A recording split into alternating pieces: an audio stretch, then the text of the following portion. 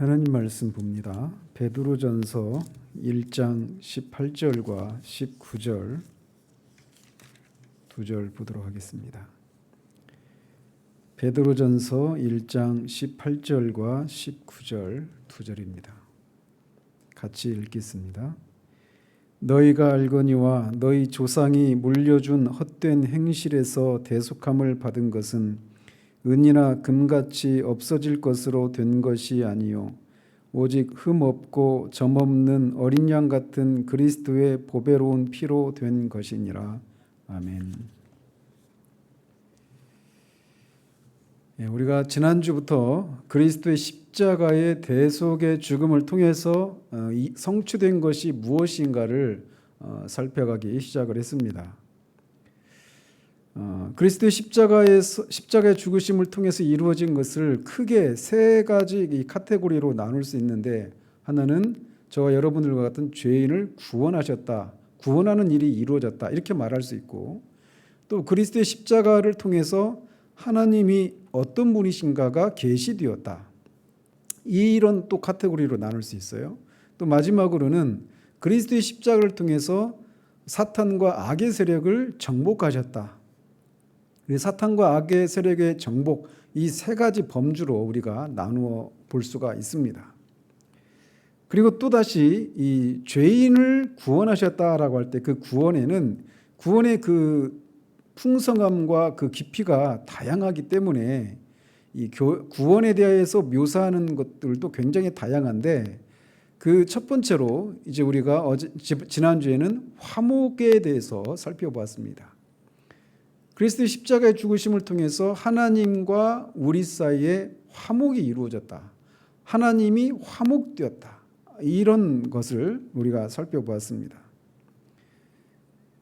그래서 우리가 지난주에 살펴본 이 화목은, 이 화목이라고 하는 이런 개념을 생각할 때는 하나님의 진노를 달래기 위해서 드려지는 희생제사를 구약에서 그렇게 연상시키고 있듯이, 이 그리스도의 십자가의 대속의 죽음을 통해서 하나님의 그 진노, 죄를 향해서 진노하시는 그 하나님의 진노가 누그러뜨려졌다, 또 유화되었다, 화목되었다, 이렇게 말을 할 수가 있다는 것이죠.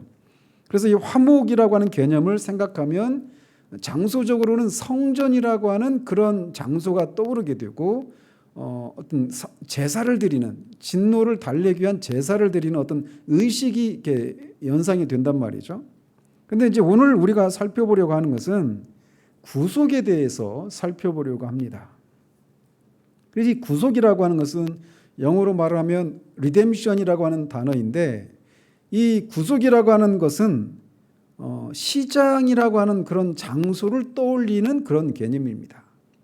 그리고 무엇인가를 사고 팔고 하는 어떤 거래의 이미지를 그렇게 연상케 하는 그런 단어입니다. 왜냐하면 구속한다라고 하는 이 개념은 어떤 대가를 치르고, 어떤 값을 치르고 무엇인가, 어떤 물건이나 어떤 사람을 산다라고 하는 그런 개념이 들어있기 때문에 그렇습니다. 그래서 무엇인가를 사고 팔고 하는 이런 매매가 이루어지는 것은 시장이기 때문에 구속이라고 하는 이 개념 속에는 어떤 시장이라고 하는 이미지를 그렇게 연상케 하는 단어입니다. 그래서 그렇기 때문에 구속과 관련해서 강조해야 될 것이 있는데, 그것은 뭐냐면 하나님께서 우리를 구속해 주셔야만 했던 우리가 처한 어떤 그 비참한 상태, 이 상태가 어떤 상태였는가, 이것이 강조되어야 하는 것입니다. 그래서 화목이 십자가에 의해서 진정되어야 하는 하나님의 진노에 초점이 맞추어져 있는 것처럼, 구속은 십자가에 의해서 죄인들이 속함을 받아야 하는 죄인의 어떤 비참한 처지에 초점이 맞추어져 있는 겁니다. 그래서 우리가 구속받았다라고 말할 때는 우리가 어떤 비참한 처지에서 구속받았다, 이런 개념을 떠올린다라는 것이죠.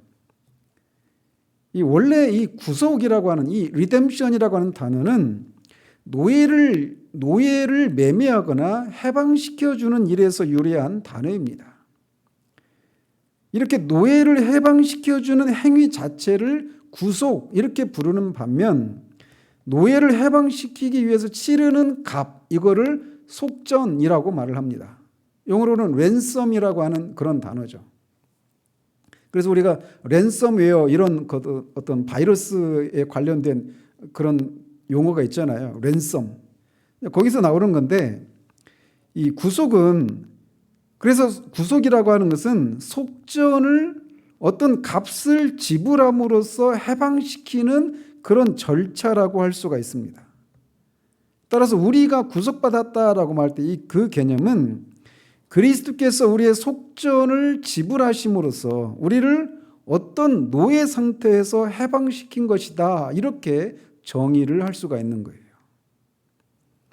그래서 우리는 그리스도의 속전으로 말미암아 구속을 받았다 이렇게 말할 수도 있고 다른 말로는 우리가 그리스도로 말미암아 속해졌다 이렇게도 표현할 수가 있어요. 구속을 받았다 또는 속해졌다 이 똑같은 그런 단어인 겁니다.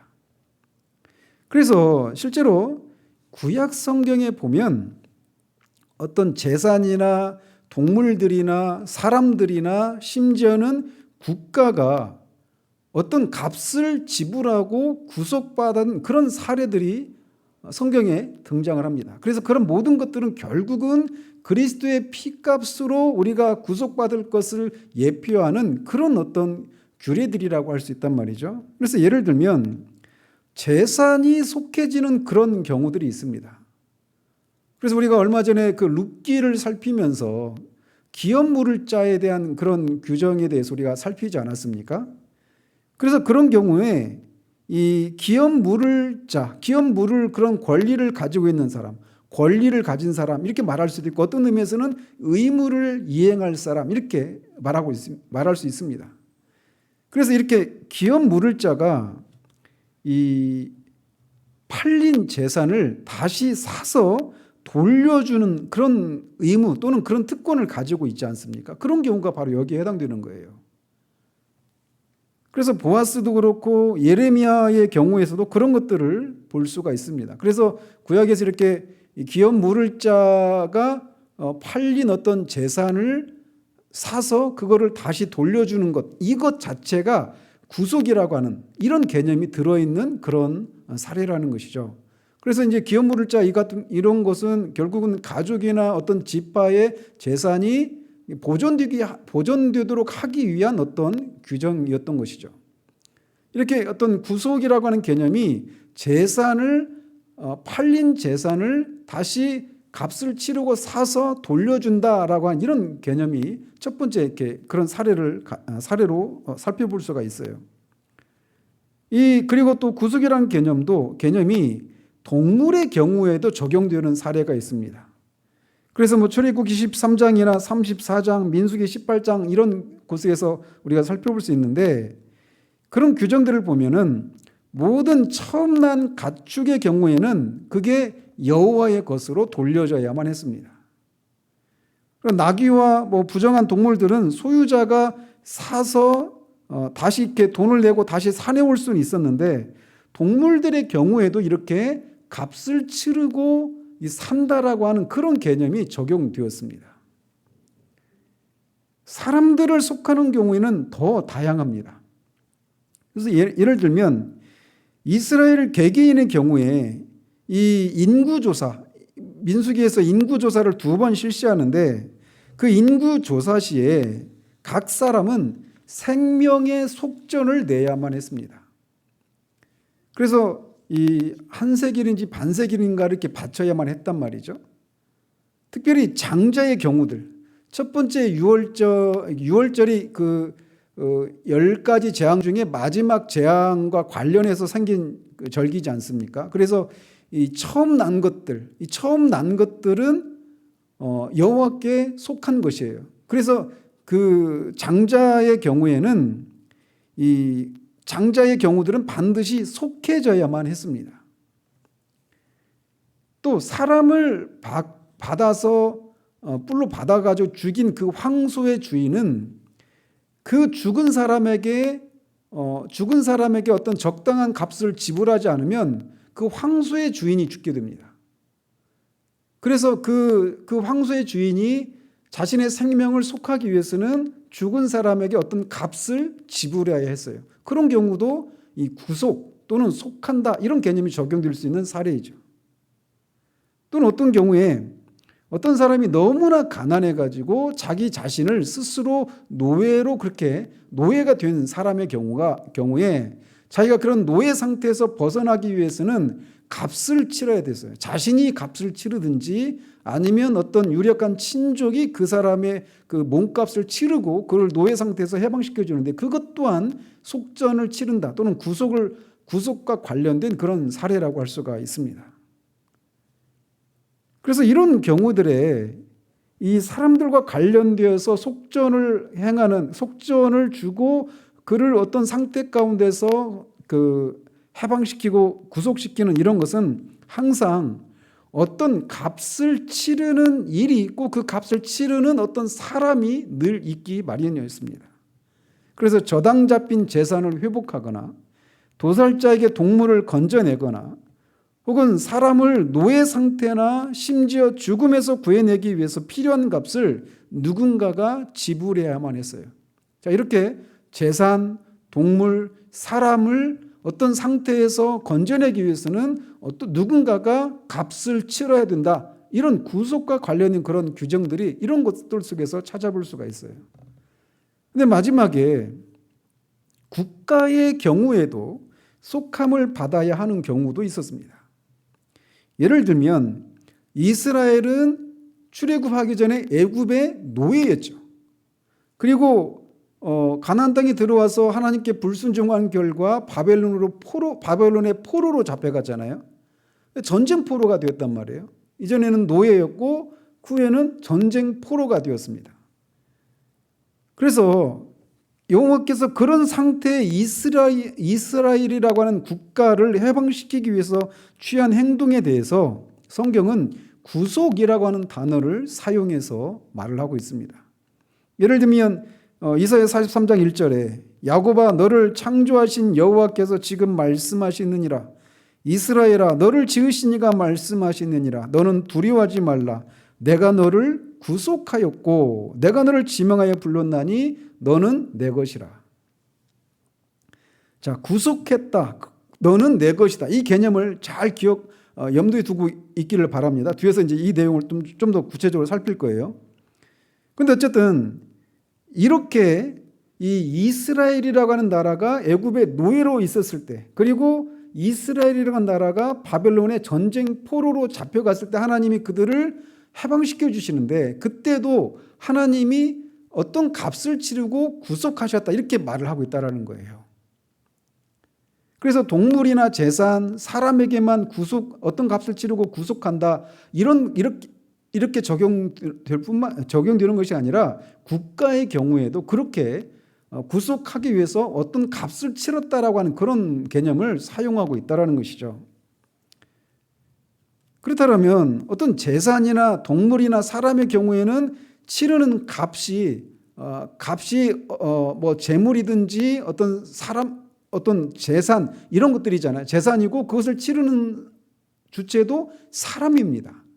그런데 국가의 경우에는 사람이 국가를 노예 상태에서 해방시켰다, 이렇게 구속했다 이렇게 말하지 않고 또 바벨론의 전쟁 포로로 잡혀갔던 이스라엘을 어떤 위대한 장군이 구속했다 이렇게 말하지 않고 여호와 하나님께서 구속하셨다 이렇게 말을 하고 있어요.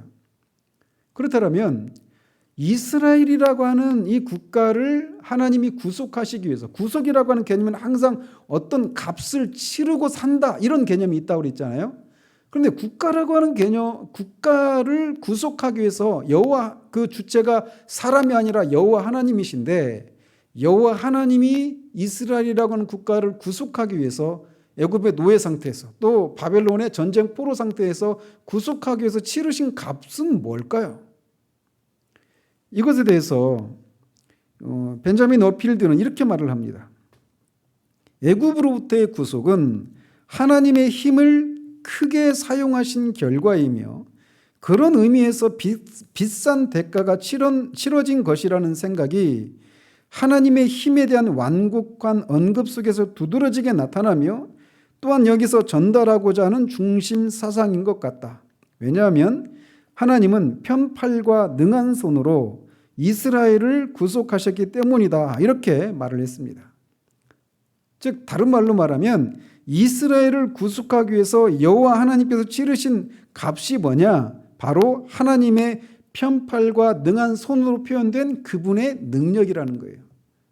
그분의 능력이라고 하는 값을 치르고 이스라엘을 구속하셨다. 이렇게 말을 한다는 것이죠. 어쨌든 이렇게 구약에 보면 재산이든 동물이나 사람이나 국가를 구속하기 위해서 언제나 값을 지불하는 일이 늘 수반되었습니다. 그리고 여호와께서 이스라엘이라고 하는 나라를 구속하실 때도 예외가 아니었어요. 항상 값을 치러야만 했던 것이죠. 그래서 어필대는 계속 말하기를 값을 지불하는 것이 없는 구속이라고 하는 것은 돈을 주고받지 않고서 물건을 판다고 말하는 것과 같은 그런 모순이라는 거예요. 그러니까 물건을 판다라고 할 때는 그 물건 값을 주고 사야 하잖아요. 근데 물건 값을 치르지 않고 내가 그걸 물건을 샀다 또는 물건을 팔았다 이렇게 말할 수가 없잖아요. 그런 것처럼 구속이라고 하는 개념에는 항상 어떤 값을 치른다라고 하는 사상이 늘 들어있다는 것입니다. 그래서 구약에서 이렇게 동물이나 재산이나 사람이나 이스라엘이라는 국가를 구속했다라고 하는 이런 규정들 속에서, 이런 표현들 속에서 이 구속이라고 하는 개념이 이미 구약 성경에도 어떤 값을 치르고 산다라고 하는 이런 개념이 들어있다라고 하는 것을 우리는 성경을 통해 알 수 있다는 것입니다. 자, 구약 성경에 이렇게 재산과 동물들, 사람들, 그리고 심지어는 국가를 구속한다라고 이런 개념이 이렇게 들어있는데, 이 개념이 이제 신약에 들어가게 되면 구속에 대한 이 개념에 어떤 두 가지 변화가 생겨납니다. 구약에서의 그 구속에 대한 개념 속에 들어있는 것과 다른 두 가지 면에서 다른 점이 나타난다는 거예요, 신약에. 그래서 여기서도 이제 똑같은 것이 있다라면 구약과 신약에서 구속을 받아야 하는 그런 어떤 상황 가운데 있는 그런 것은 어떤 공통점이 있어요. 어떤 면에서 그러느냐? 구속을 받아야 하는 그 동물이나 사람이 또는 나라가 어떤 공궁한, 스스로는 그 상태에서 벗어날 수 없는 어떤 비참한 처지에 있다라고 하는 면에서는 공통점이 있습니다. 그런데 구약의 경우에는 주로 물질적이거나 또는 사회적인 비참함 가운데서 벗어나는 이런 개념들이 강해요. 그런데 신약에 오면 이런 개념, 신약에서 구속하셨다라고 할 때 그 구속이 그런 경우에 사용되지 않고 어떤 경우에 사용되느냐? 이 구속을 받아야 할 사람의 도덕적인 그런 것과 관련된 비참함에서 그가 구속을 받아야 된다. 이 개념이 새롭게 도입된다는 겁니다. 신약에서. 그리고 그 사람이 그렇게 도덕적인 어떤 비참함에서 벗어나기 위해서 치러야 되는 그런 값이 그 전에 구약에서는 어떤 물질이나 대부분 물질이었고 국가의 경우에는 여호와의 능력 이런 것이었다라면 신약에서는 그 도덕적인 어떤 비참함에서 벗어나기 위해서 치러야 되는 그 속전, 그 값이 뭐가 되느냐면 하나님의 아들 그리스도의 이 대속의 죽음이라고 하는 이 값으로 바뀌었다라고 이런 차이가 나타납니다. 그래서 다시 요약하면 이 신약에서의 구속과 구약에서의 구속의 개념의 차이에 두 가지 차이가 있어요. 하나는 뭐냐?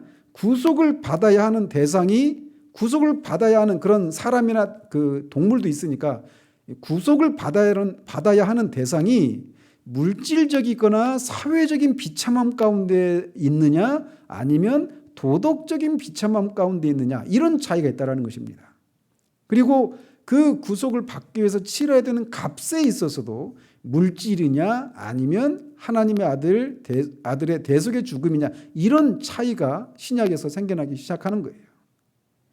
그래서 우리 주님은 인자가 온 것은 섬김을 받으려 함이 아니라 도리어 섬기려 하고 자기 목숨을 많은 사람의 대속물로 주려 함이니라 라고 말씀하셔서 신약 성경의 구속 교리의 기초를 삼으십니다. 그래서 이 자기 목숨을 대속물로 주려 한다. 대속물이 여기서 말하는 속전입니다. 랜섬이에요. 이 단어가 영어로. 그래서 이 구약에서는 사람이 어떤 처한 그런 비참한 노예 상태에 있든지 아니면 어떤 기업을 물어야 되는 그런 상황이든지 사람이 치러야 될 값은 재산과 물질과 관련된 것들이 많았어요. 그런데 이제 신약에서는 자기 목숨, 즉 인자로 오신 예수 그리스도의 목숨을 대속물로 삼는다라고 이런 개념이 신약에 이제 들어온다라는 것이죠. 따라서 우리 주님이 많은 사람의 대속물로 자기 목숨을 주신다고 말했던 이 말 속에는 구속받아야 할 우리가 포로 상태에 있고 우리를 자유하게 하려면 오직 속전이 지불되어야 하는데 그 속전은 다른 것이 아니라 그리스도 자신의 생명이라고 하는 것을 우리에게 말해준다는 겁니다. 그래서 우리가 구속받아야 된다 이렇게 말할 때, 우리가 구속받았다 이렇게 말할 때 그것은 우리가 구속받기 전에는 어떤 상태였다라는 거예요? 우리가 어떤 포로 상태였다 또는 노예 상태였다, 이것을 말해주고 있는 거예요. 그렇다면 우리가 벗어나야 하지만, 즉 다른 말로 말하면 우리가 구속받아야 하지만 스스로가 벗어날 수 없어서 또는 스스로 구속받을 수가 없어서 하나님의 아들에 의해서 구속을 받아야만 했던 우리가 빠져 있었던 그 비참함, 그 공경의 상태는 무엇을 가리키는가라는 겁니다. 우리가 다른 말로 말하면 우리가 어떤 포로 상태 가운데 있었는가, 우리가 어떤 노예 상태 가운데 있었는가 라고 하는 것을 알아야 한다는 거예요.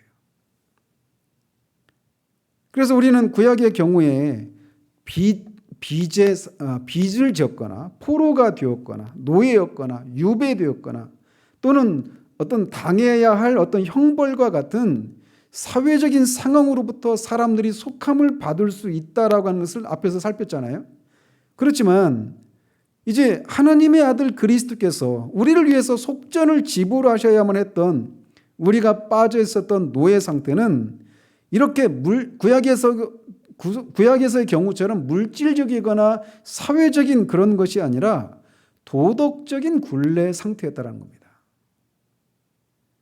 그래서 이 굴레에 대해서 성경은 여러 가지로 말을 하는데 어떤 경우에는 불법의 상태에서 우리가 구속되었다 이렇게 말을 하기도 하고, 또는 죄의 종로로 타는 죄의 노예였다 이렇게 말을 하기도 하죠.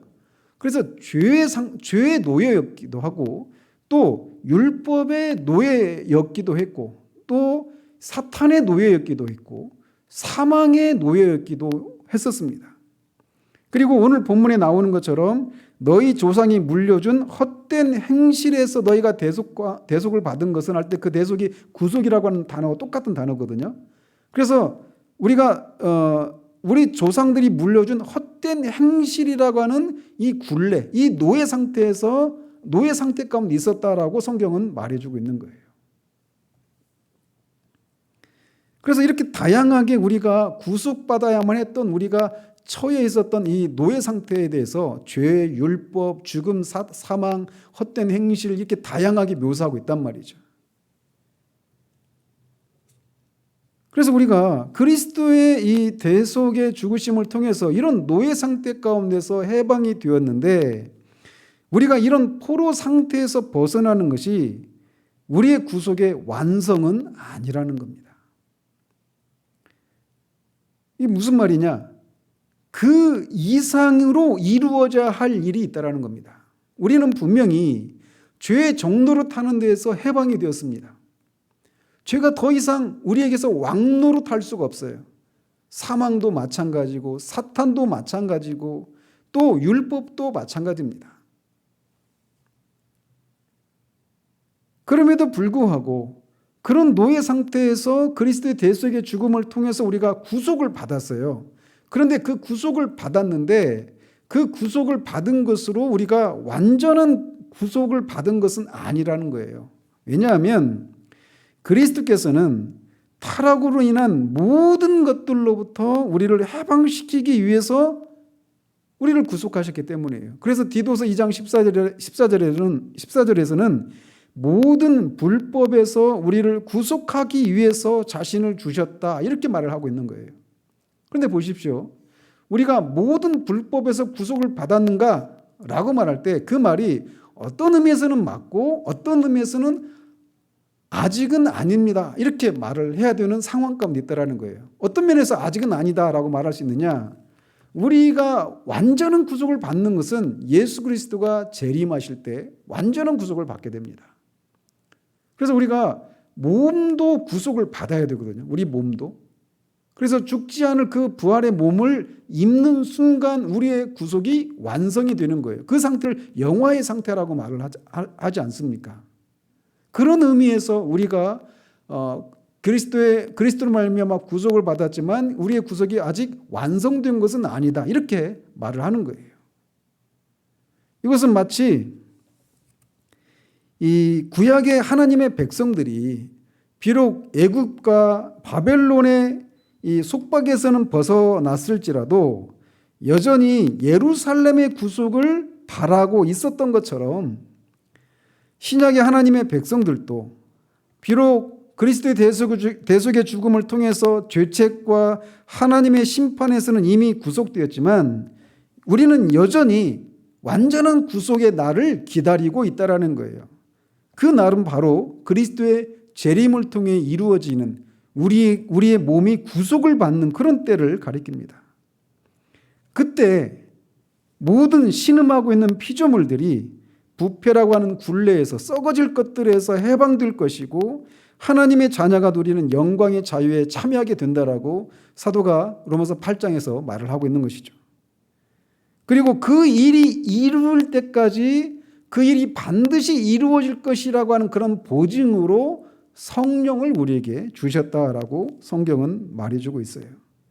그날이 되면, 우리의 몸이 구속을 받아서 우리의 구속이 완성이 되는 그날이 되면 비로소 그리스도는 우리를 포함해서 이 모든 우주를 통일시키는 일을 하시죠. 그리고 그때 되면 모든 죄와 고통과 허무와 썩어짐으로부터 모든 만물이 새롭게 되는, 구속을 받는, 해방되는 일이 이루어지게 되는 겁니다.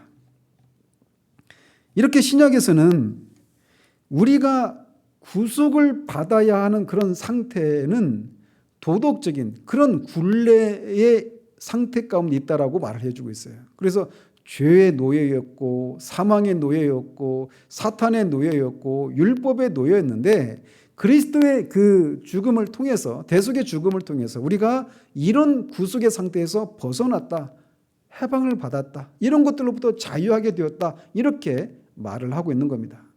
그래서 첫 번째로 구속이라고 하는 개념은 항상 뭘 전제로 하느냐면 구속을 받아야 될 사람이 어떤 포로 상태 가운데, 어떤 노예 상태 가운데 있다라고 하는 것을 말해주는데 성경은 이렇게 다양한, 우리가 그렇게 죄와 사망과 사탄과 율법의 세상의 또 육신의 이런 노예 상태 가운데 있었다라고 말을 하고 있다는 것이에요.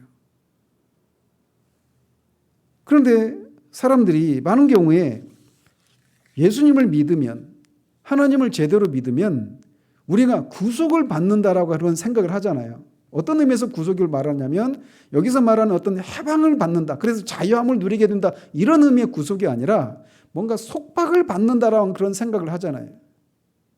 지금 이 순간에도 이 말씀을 듣고 있는 사람들 중에는 정말 예수님을 믿어야 되긴 하겠는데 예수님을 믿으면 내가 하고 싶은 것을 못하고 내가 하기 싫은 것을 해야만 하는, 그럼 막 하나님께 속박을 받는 그런 삶을 살게 된다라고 하는 것 때문에 예수님을 믿는 것을 자꾸 뒤로 미루고 있는 사람들이 있습니다. 근데 왜 그럴까요?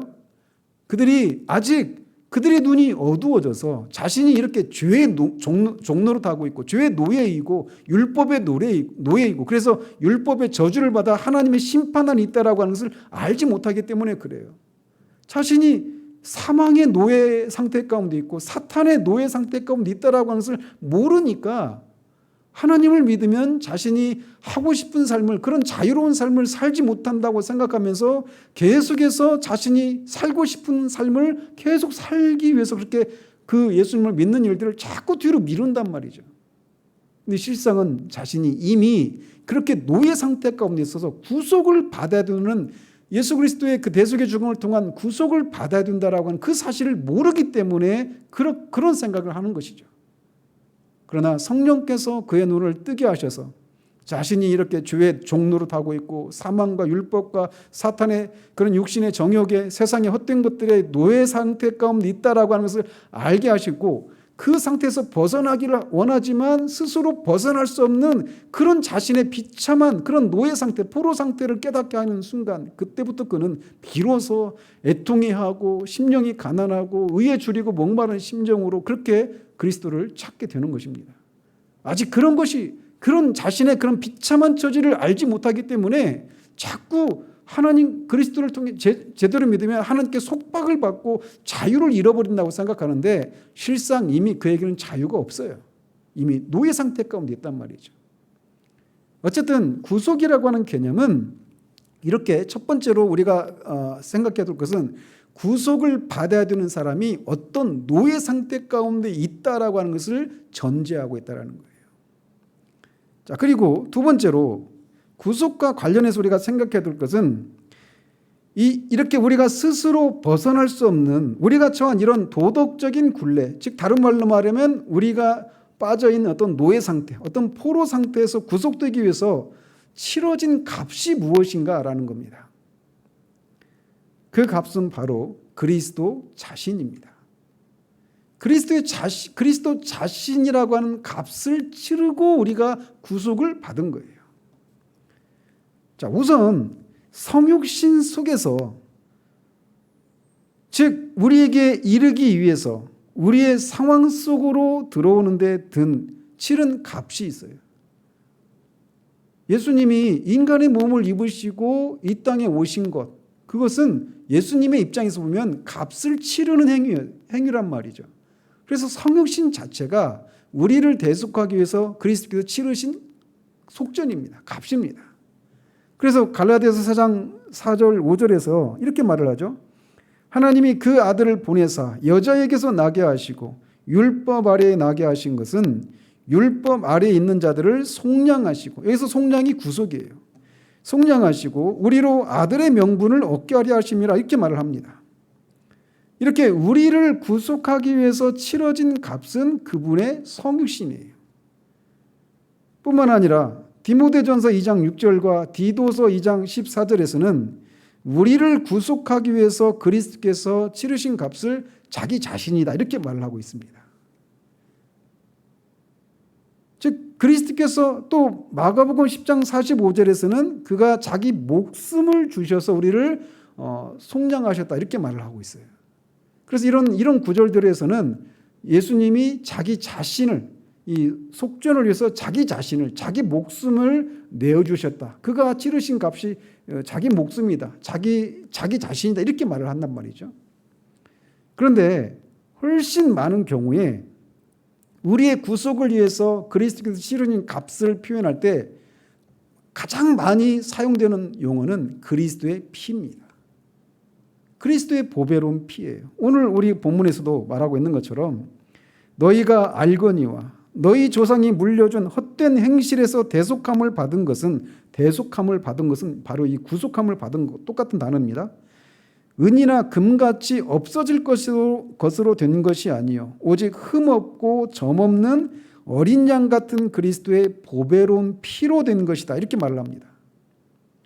또 히브리서 9장 12절에서는 자기 피로 단번에 성소에 들어가셨다, 이런 말을 통해서 이 우리의 구속을 위해서 치르신 이 값이 뭐냐라고 말할 때 가장 흔하게 사용하는 표현은 그리스도의 피다, 이렇게 말을 한다는 것이죠. 그리스도의 피가 우리의 구속을 위해서 치러진 값이다라고 말할 때 그것을 말하는 것은 결국 그의 죽음을 의미하는 겁니다. 이렇게 우리의 구속을 위해서 치르신 값은 그리스도의 피다, 그리스도 자신이다, 그리스도의 죽음이다, 이렇게 성경은 묘사하고 있어요. 그래서 구속과 관련해서 우리가 두 번째 생각해야 될 것은 구속을 받기 위해서 치러진 값이 무엇인가, 이 개념을 우리가 알고 있어야 된다는 것이죠. 그리고 세 번째로, 이것도 굉장히 중요한 개념인데, 구속이라고 하는 개념을 우리가 생각할 때 자기가 속전을 지불하고 사온 것에 대해서 그 속전을 지불한 사람이 소유권을 갖는다라고 하는 개념이 들어있다는 겁니다. 그래서 구약에서도 마찬가지예요. 노예 상태 가운데 있는 사람에게, 그 사람에게 해당되는 그런 몸값을 치르고 어떤 사람이 사오면, 그 사람은, 그 사온 사람이 그 산해진 사람, 구속을 받은 사람의 주인이 되는 거예요. 그래서 마찬가지로 우리는 그리스도의 피라고 하는 고귀한 값을 치르고 구속을 받았단 말이죠.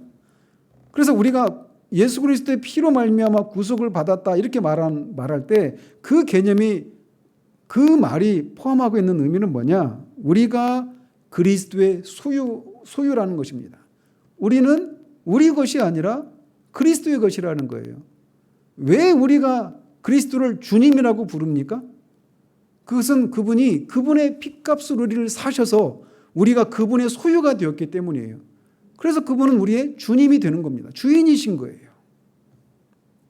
구속이라고 하는 개념에는 이런 소유 개념이 들어있다는 겁니다.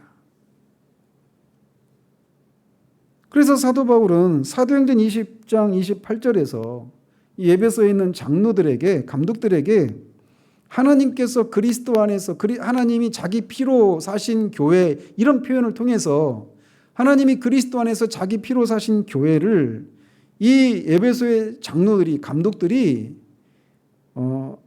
그 삼가는 심정으로 교회를 돌아보라고 그렇게 권면을 했던 겁니다. 왜 그런 권면을 했느냐?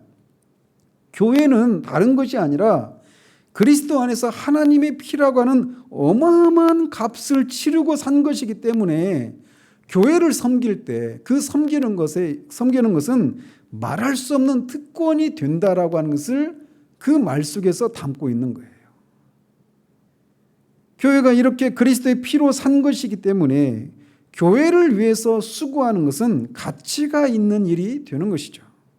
그래서 바울은 이 감독들에게 교회를 사기 위해서 치러진 그리스도의 피라고 하는 그 값어치를 생각하고 섬기라고 에베소의 장로들에게 권면하고 있는 겁니다.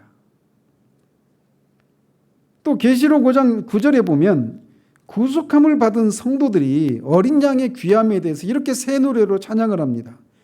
두루마리를 가지시고 그 인봉을 떼기에 합당하시도다. 일찍이 죽임을 당하사 각 족속과 방언과 백성과 나라 가운데에서 사람들을 피로 사서 하나님께 드리시고, 이렇게 찬양을 해요. 이런 사도행전의 그 사도의 권면이나 또 계시록에서 이 성도들의 그런 새 노래를 통해서 우리가 알 수 있는 것은 이 교회가, 우리가 그리스도의 피로 사심받은 사람들이기 때문에 교회는, 우리는 그리스도의 것이다라고 하는 이런 사실에 근거해서 그런 사실들을 우리가 기억할 때 교회를 섬기는 동기는 바로 그 사실에서 나와야 한다라는 거예요. 그러니까 한 교회는 그냥 어떤 목사의 교회가 아니라 그리스도께서 자기 피로 사신 교회라는 겁니다. 그렇기 때문에 교회를 섬기는 일에 있어서 우리가 어떤 마음의 자세로 교회를 섬겨야 하는가, 이런 것을 교훈받게 된단 말이죠. 마찬가지로 에베소의 그 하늘에 있는 그 성도들이 그렇게 이 새 노래를 가지고 어린 양에 대해서 찬양을 하는 이유는 뭐냐? 그분이 자신들을 자기 피로 사셨기 때문이다. 이런 그리스도의 피로 자기들을 사셨기 때문에 그것을 가지고 그리스도의 그 대속의 그 귀함을 놀이하고 있단 말이죠.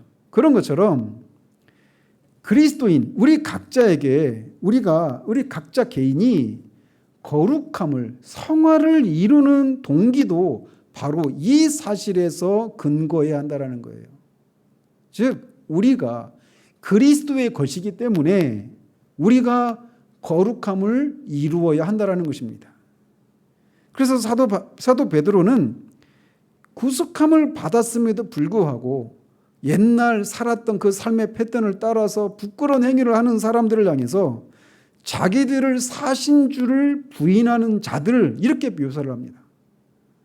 그것을 통해서 그렇게 자기들을 사셨는데, 주님이 자기들을 그리스도의 피로 사셔서 주님의 것이 되었는데 여전히 자기 그 옛날에 살았던 그런 부끄러운 삶을 살아가는 사람들을 향해서 이렇게 이런 표현을 통해서 분노하고 있단 말이에요. 따라서 신자는 다른 사람이 아니라 그리스도께서 자기 피로 산 사람들, 그래서 그리스도의 것이 된 사람들, 이것이 바로 신자에 대한 성경의 정의예요. 구속과 관련해서 그렇게 정의를 내릴 수 있단 말이죠. 따라서 신자들은 자기를 부인해야 합니다. 자기를 부인하고 주님을 인정해야 돼요. 왜? 우리는 더 이상 우리의 것이 아니기 때문이에요. 우리의 삶의 주재권은 우리에게 있지 않고 주님에게 있다는 것입니다. 주님이 우리의 주인이세요. 우리의 모든 것이. 그 성경에서 노예면 노예가 소유하고 있는 모든 것은 다 주인의 것이잖아요. 그런 것처럼 우리가 주님의 것이기 때문에, 주님이 우리의 주인이시기 때문에 우리는 우리의 모든 것이 다 주님의 것이 되는 거예요. 그래서 우리를 부인하고 주님께 순종해야 될 이유는 바로 거기에 근거하고 있는 겁니다. 이것이 바로 성화의 모든 동기라는 것입니다.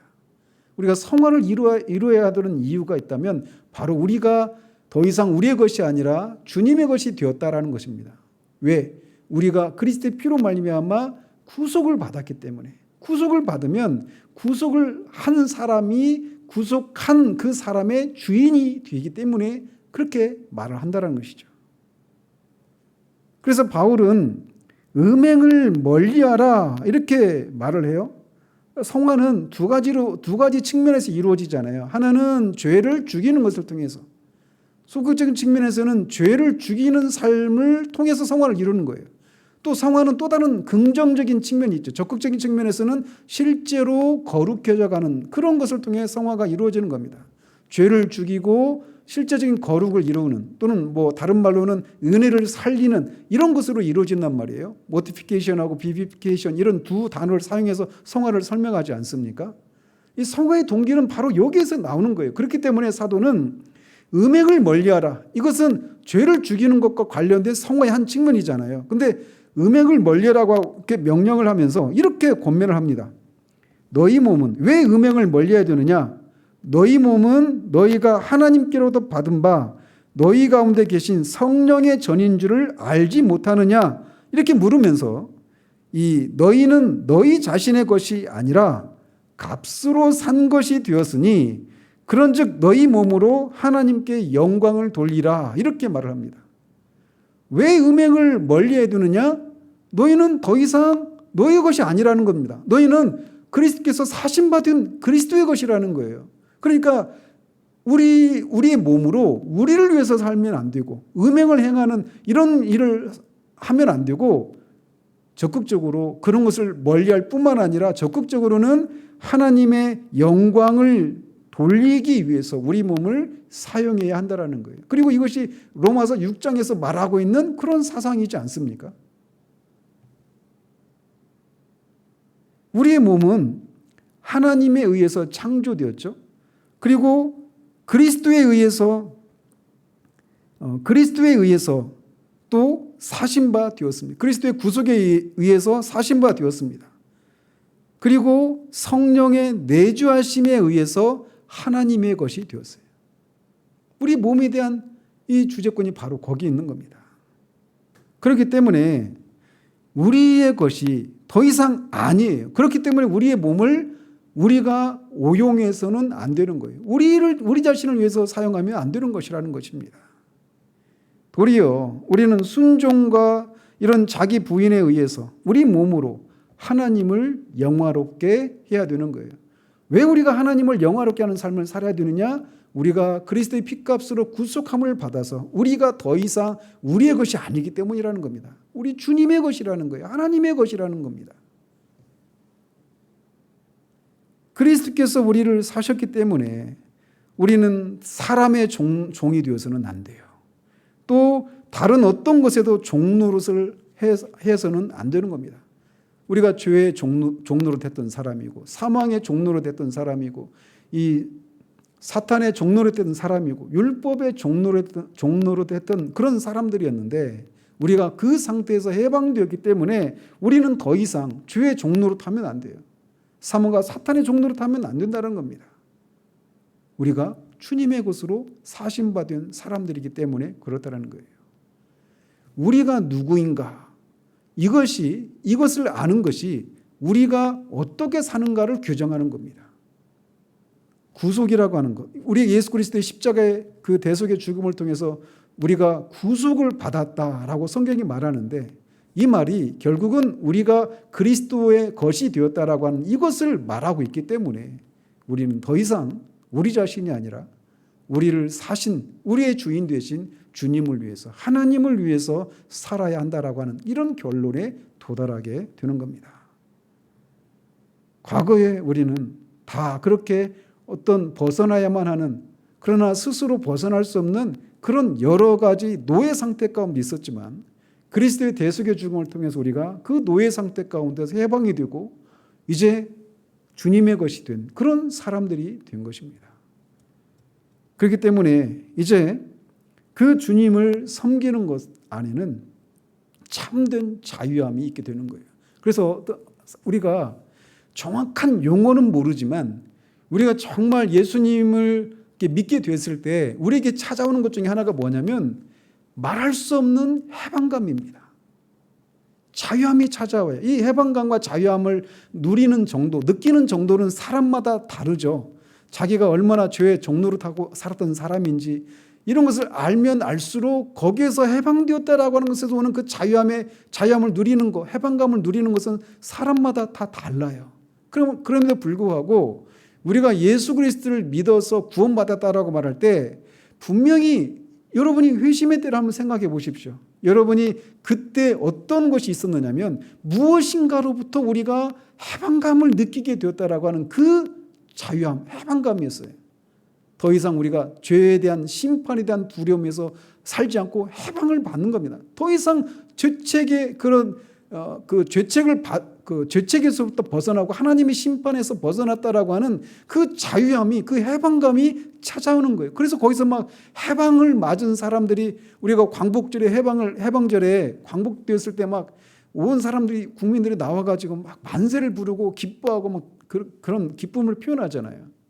그리고 회심의 때 그런 기쁨이, 그런 해방감이 찾아왔던 것은 바로 예수 그리스도께서 그의 피값으로 말미암아 우리가 구속받기 전에 있었던 그런 여러 가지 노예 상태로부터 우리를 해방시켰기 때문에 그런 해방감을 맞이했던 겁니다.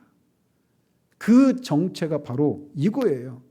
그리스도의 피로 말미암아 우리가 이런 죄와 사망과 사탄과 율법으로부터, 세상으로부터, 육신의 정욕으로부터 해방을 받았기 때문에 우리가 그렇게 과거에 그런 해방감을 누릴 수 있었던 것이죠. 그런데 이 해방은, 이 구속은 그냥 과거의 사건으로 머무르는 것이 아니라 이제 우리가 그 그리스도의 피로 말미암아 그런 노예 상태에서 벗어났기 때문에 이제는 우리가 그리스도의 것이 되었다라는 것이에요. 그렇기 때문에 우리가 그리스도의 주되심을 부인하는 그런 구원은 성경적인 구원관이 아닌 겁니다. 예수님을 우리가 우리의 구주로만 알 뿐만 아니라 우리의 주님으로 알고 그 주님께 우리가 순종하는 그런 삶을, 성화를 이루어가는 그런 삶을 살아가야 될 그런 것이 다 구원에 다 포함되어 있는 거예요. 구속이라는 개념 속에 그런 개념이 다 포함되어 있는 겁니다. 그래서 우리가 오늘 그리스도의 십자가를 통해서 우리에게 이루어진 이 구원 중에 구속에 대해서 우리가 살펴보았습니다. 여러분은 구속을 받은 사람입니까? 노예 상태 가운데서 벗어난 사람입니까? 아직도 내가 예수님을 믿으면 막 속박을 받는, 자유를 잃어버리는 그런 삶을 살지도 모른다라고 하는 생각을 갖고 있습니까? 그것은 여러분이 아직 노예 상태 가운데 있다라고 하는 것을 알지 못하고 그것의 비참함이 무엇인지를 알지 못하기 때문에 그런 생각을 갖는 거예요. 그런 사람이 있다라면 하나님께 기도하시기 바랍니다. 눈을 열어주셔서 내가 어떤 비참한 가운데 있는지 깨닫도록, 그리고 그런 비참함을 알고 있다라면 그런 여러분을 해방시키시기 위해서 그리스도께서 십자가에서 자기 핏값을 치르고 여러분들을 해방시키셨다라고 하는 이 말씀을 받아들이고 믿는 일들이 있기를 바랍니다. 그럴 때 여러분에게는 자유함이, 해방감이 찾아올 겁니다. 그리고 그런 해방감을 경험했다라면 거기서 멈추는 것이 아니라 이제 우리가 우리의 것이 아니라 주님의 것이 되었기 때문에 사나 죽으나 우리가 주님의 것이기 때문에 우리는 자기를 부인하고 주님을 인정하는 이 삶을 살아야 하는 거예요. 거기에 참된 자유가 있습니다. 거기에 참된 생명이 있습니다. 기도하겠습니다. 하나님 아버지, 그리스도의 십자가를 통해서 이루어진 이 죄인의 구원 중에 구속이라고 하는 개념을 살펴보았습니다. 아버지 하나님, 우리의 눈을 열어주셔서 그리스도의 십자가를 통해 이루어진 이 구속의 은혜가 얼마나 큰지, 그 자유함과 해방감이 얼마나 큰지 다시금 우리에게 일깨워 주셔서 우리도 모르게 어느새 주님의 뒤를 따르며 자기를 부인하고 주님께 순종하는 이 삶이 마치 우리 코가 꿰이는 것 같이, 속박을 받는 것 같이 생각하는 그런 어리석은 가운데 우리를 건져주시고, 처음 주님이 그런 구원의 은혜를 우리에게 허락하셨을 때 우리가 맛보았던 그 해방감이 다시금 우리 가운데 되살아날 수 있도록 도우시고, 우리가 주님의 것이 되었기 때문에 사나 죽으나 주님의 것이기에 정말 주님을 기쁘시게 해드리는 그런 삶이 그냥 억지로 하는 것이 아니라 그 안에 참된 자유와 참된 생명이, 진정한 복이 있음을 알고 그것을 힘껏 누리는 것을 통해 주님께 만족을 드리는 그런 우리들 될 수 있도록 도우시기를 원합니다. 예수 그리스도 이름으로 기도합니다. 아멘.